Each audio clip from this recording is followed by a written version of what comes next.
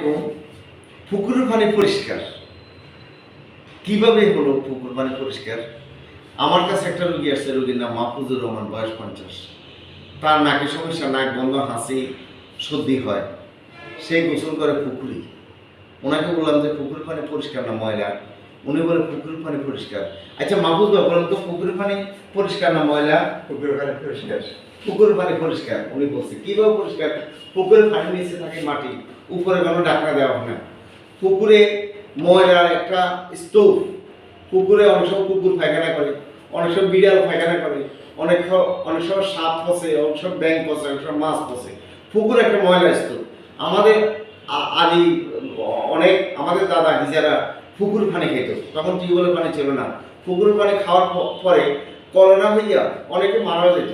এখন কিন্তু পুকুর পানি কেউ খায় না।